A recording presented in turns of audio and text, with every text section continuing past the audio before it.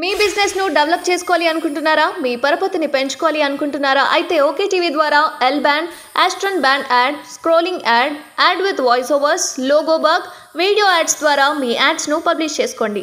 సంప్రదించవలసిన phone number 8520917933. Media మిత్రులకు నమస్కారం. ఈరోజు తెలంగాణ ప్రజలకు అనేకమైన అక్రమాలు అనేది తెలంగాణ రాష్ట్ర ప్రభుత్వం కేసీఆర్ నాయకత్వంలో జరిగిన దానికి మరొక ఉదాహరణ ఈరోజు తెలంగాణ ప్రజల ముందు తీసుకొని వస్తున్నాం. ముఖ్యంగా తెలంగాణ కాక భారతదేశంలో నాంపల్లి ఎగ్జిబిషన్ అనేది ఒక చరిత్రాత్మకమైన కార్యక్రమం ఎప్పుడు జరుగుతూ ఉంటుంది.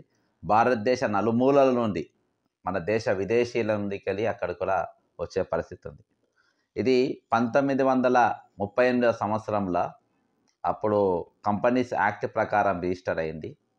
ఇది దాదాపు 1950 నుండి 2014 వరకు కూడా చాలా బ్రహ్మాండంగా కొనసాగేది కార్యక్రమాలు. అంతేకాకుండా ఒక ఎగ్జిబిషను భారతదేశ తరపున ఇండస్ట్రియల్ ఎగ్జిబిషన్స్ ఏవైతే ఉన్నాయో అవి తీసుకొని వచ్చి అక్కడ ప్రదర్శించి దానికి మార్కెటింగ్ కానీ అడ్వర్టైజ్మెంట్ కానీ అనేక విధాలుగా జరుగుతూ ఉండేది. కానీ 2014 తర్వాత దానికి చైర్మన్ ఎప్పుడైతే హరీష్ రావు అయిందో అక్కడికి వెళ్ళి ఇక లొసుగులు మొదలైనవి. అందులో ఎట్లయిందనంటే అక్రమంగా దాని కింద ఫార్మసీ కాలేజ్లు, కమలా నెహ్రూ పాలిటెక్నిక్ కాలేజు, మన సూర్యాపేటలో ఒక ఇంజనీరింగ్ కాలేజ్, ఇవన్నీ కూడా దీని కిందికి వస్తూ ఉండే. వరంగల్లో ఉన్న ఎల్బీ కాలేజ్ కూడా దీని పరిధిలో పనిచేస్తుంది. కానీ వీళ్ళు అక్రమంగా క్యాప్టేషన్ ఫీజులు వసూలు చేసిండ్రు. దీనిపైన నేను మన ఇదివరకే నవీన్ మిత్తల్ ఎడ్యుకేషన్ సెక్రటరీగా ఉన్నప్పుడు, ఆయన కమిషనర్గా ఉన్నప్పుడు ఆయన ఫిర్యాదు చేసిన. దాదాపు ఒక ఫార్మసీ కాలేజ్కి వెళ్ళి అక్రమంగా వసూలు చేసిన పైసలు ఏంటంటే 1,71,00,000 రూపాయలు అక్రమంగా వీళ్ళు విద్యార్థుల్ని వసూలు చేసిండ్రు.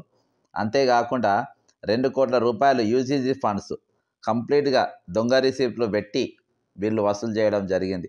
దీని మీద గతంలో ఏసీబీ రైడ్ జరిగి అందులో అది ఇంకా ఫోర్స్లోనే ఉన్నది. అప్పుడున్న హరీష్ రావు, అప్పుడున్న కేసీఆర్ ప్రభుత్వంలో ఏ విధంగా ఏసీబీ పనిచేసిన అందరికీ తెలుసు. అది ఇప్పటికీ పెండింగ్లో ఉంది. మొత్తం రైడ్లు అయిన ఈ రిసిప్ట్లు కానీ అవి కానీ కంప్లీట్గా వాళ్ళు తీసుకుపోయి వాళ్ళ ఆధీనంలో పెట్టుకోవడం అనేది జరిగింది. ఈరోజు ఆ స్థలం ఏదైతే ఎగ్జిబిషన్ గ్రౌండ్ స్థలం ఉందో దానికి ఇయాల్టి వరకు వాళ్ళు ఎవరు మినిస్టర్ అయినా వారికి దానికి ఒక చైర్మన్గా పెడతా ఉంటారు. ఒక మినిస్టర్కు చైర్మన్గా పెట్టుకొని వారు ఈ తతంగం అంతా నడిపిస్తూ ఉంటారు. ఈరోజు అందులో ఉన్న మెంబర్స్, ఇదివరకు ఉన్న మెంబర్స్ కానీ చాలా కొంచెం నీతి నిజాయితీతో నడిచేది. ఇప్పుడైతే ఏదైతే కమిటీ మెంబర్లు ఉండే ఎగ్జిబిషన్ కమిటీ మెంబర్లు ఉండరో మొత్తం వారి చరిత్ర చూస్తే అంతా కూడా అంధకారమయంగా ఉంటుంది, అంతా కూడా అవినీతిమయంగా ఉంటుంది. ఎవరిది కూడా ఏం చక్కగా లేదు అక్కడ.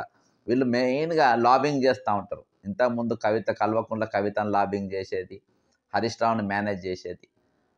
ఇవన్నీ వాళ్ళు ఇళ్ళకి వెళ్ళి ఫండ్స్ వాళ్ళు అక్రమంగా ఎవరైతే చైర్మన్ కూడా హరీష్ రావు అంటే చాలా పైసలు తీసుకుపోయి అక్కడ ఉన్న సిద్దిపేటలో ఉన్న కాలేజీలకు కానీ లేకుంటే వాళ్ళ మనుషులకు కానీ అప్పచెప్పే విధంగా ఇష్టానుసారంగా వ్యవహరించారు. ఈరోజు వాళ్ళ స్టాల్స్ అలాట్మెంట్ జరుగుతూ ఉంటాయి. అందులో అక్రమాలు. ఎగ్జిబిషన్లో ఏదైతే స్టాల్స్ ఉంటాయో అది అక్రమాలే. అక్కడ ఆక్షన్ మన ఆక్షన్ స్టాల్స్, ఎంటర్టైన్మెంట్ సెక్షన్స్, అక్కడ పెద్ద ఎత్తున ఈ ముడుపులు అనేది కొనసాగుతూ ఉంది. అక్కడ కంప్లీట్గా క్విడ్ ప్రోకో మెథడ్లా అక్కడ ఈ స్టాల్స్ ఎస్టాబ్లిష్మెంట్ అనేది, లొకేషన్ అనేది, ప్లేస్మెంట్లు అనేది, ఆక్షన్లు అనేది అక్కడ కొనసాగుతూ ఉంది. కాబట్టి నేను దీని మీద త్వరలో ఇప్పుడు చైర్మన్గా శ్రీధర్ బాబు గారు ఉన్నారు, ఆయన కూడా ఇవ్వబోతున్నారు. కానీ తెలంగాణ సమాజానికి దాని వెనుక ఉన్న చీకటి కోణం తెలవవలసిన అవసరం ఉందని చెప్పేసి నేను మీ దృష్టికి తీసుకొస్తున్నా. అంతేకాకుండా మరి ఇక్కడ టికెట్ సేల్స్ అమౌంట్స్ మరియు డిపాజిట్స్కు చాలా జమీన్ ఆస్మాన్ ఫరక్ ఉంటుంది అని. అంతేకాకుండా ఇలా చాలా ఇలా డబ్బులు వస్తాయి. ఈసీ మెంబర్లు బాజాబ్తా కూర్చొని పంచుకుంటూ ఉంటారు. యూజీసీకేలు వచ్చే ఫండ్స్ కానీ ఇతరకేలు వచ్చే ఫండ్స్ కానీ బాజాబ్తా ఖర్చుకుంటూ ఉంటారు. ఇంకోటి ఏంటంటే ఇక్కడ కన్స్ట్రక్షన్ యాక్టివిటీస్ ఏవైతే జరుగుతూ ఉంటాయో అది దాదాపు 4 కోట్ల రూపాయలకు ఇది ప్రజా పైసలు ఒక కాంట్రాక్టర్కు నామినేషన్ వర్క్ ఇది టెండర్ ప్రక్రియ ఉండదు. నామినేషన్ వరకు 4 కోట్ల వరకు అక్కడ ఉన్న కన్స్ట్రక్షన్స్ కానీ దానికోసం అని ఇస్తూ ఉంటారు. ఇక దాని వెనుక మళ్ళీ ఏం జరుగుతుందో తెలుసు. ఇక్కడ ఇంకోటి అక్కడ ఏదైతే పార్కింగ్ ఉంటుందో ఆ పార్కింగ్ ఏ విధంగా నడుస్తూ ఉండదో నేను ఇదివరకు ఆల్రెడీ హైదరాబాద్ పోలీస్ కమిషనర్ గారికి కూడా నేను రీసెంట్గా దీనిపైన ఒక కంప్లైంట్ కూడా ఇవ్వడం జరిగింది. మీరు ఇక్కడ జరుగుతున్నటువంటి పార్కింగ్ వ్యవహారం ఏ విధంగా నడుస్తుంది, రోడ్లపైన పెట్టడానికి లేదు. రోడ్లపైన ఎవరైనా పెడితే ఫోటోలు తీస్తారు. మరి నాంపల్లిలో జరుగుతున్నటువంటి అక్కడ మేనేజ్మెంట్ వాళ్ళు వేరే పార్కింగ్ బస్సులు రోడ్లపైన బాజాప్తా మెయిన్ రోడ్లపైన ఏ విధంగా పెడుతుండ్రు అనేది ఒకటి ఆలోచించాల్సిన అవసరం ఉన్నదని చెప్పి సందర్భంగా మేము తెలియజేసుకుంటున్నా. అంతేకాకుండా ఇక్కడ ఫైర్ డిపార్ట్మెంట్, పోలీస్ డిపార్ట్మెంట్ కాకుండా ఫైర్ డిపార్ట్మెంట్ కూడా ఎటువంటి సేఫ్టీ మెజర్స్ ప్రతిసారి ఎప్పుడో కాలిపోతూ ఉన్నాయి. అక్కడ ఎన్నోసార్లు ఎగ్జిబిషన్లో అగ్ని ప్రమాదాలు జరిగినాయి. మరి ఫైర్ డిపార్ట్మెంట్ ముందు చర్య ఎందుకు తీసుకుంటలేరు? కాబట్టి ఇవన్నీ కూడా ప్రభుత్వం ఒకసారి ఆలోచించాల్సిన అవసరం ఉంది. అప్పుడున్న హరీష్ రావు దాదాపు ఆయన 40 లక్షల రూపాయలు సోషల్ రెస్పాన్సిబిలిటీ పేమెంట్ల మీద ఆయన ఫేవర్కి ఎవరికైనా ఇచ్చుకోవచ్చు. ఆయన దగ్గరున్న మనుషులకు ఆ పైసలు గ్రాంట్గా ఇచ్చేది. ఈ విధంగా దీనిపైన గతంలో సోమేష్ కుమార్కు ఇప్పుడు ఈసీ మెంబర్ల అంటే కొంతమంది పాత ఈసీ మెంబర్లు దీనిపైన అనేకమైన ఫిర్యాదులు దీనికి కూడా ఇచ్చిండ్రు. పోయిన మంత్రి ఆర్ఎన్బి మినిస్టర్ ప్రశాంత్ రెడ్డి గారికి కూడా నేను ఇవ్వడం జరిగింది. ఒకసారి మీకు క్షుణ్ణంగా నా దగ్గర చాలా ఆధారాలు ఉన్నాయి చూపించడానికి మీకు. ఇంకా ఇది యూనివర్సిటీ గ్రాంట్స్ కమిషన్కి వెళ్ళి సరే నేను డాక్యుమెంట్ పక్కన పెడతా.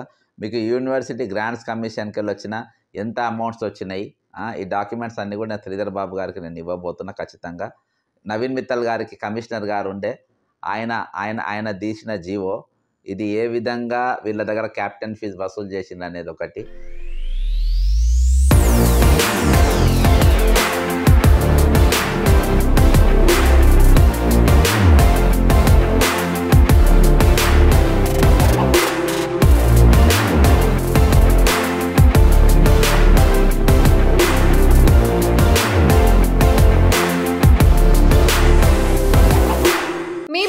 డెవలప్ చేసుకోవాలి అనుకుంటున్నారా? మీ పరపతిని పెంచుకోవాలి అనుకుంటున్నారా? అయితే ఓకే టీవీ ద్వారా L band, Aston band ad, scrolling ad, ad with voice overs, logo bug, video ads ద్వారా మీ యాడ్స్ను పబ్లిష్ చేసుకోండి. సంప్రదించవలసిన ఫోన్ నెంబర్ 8520917933.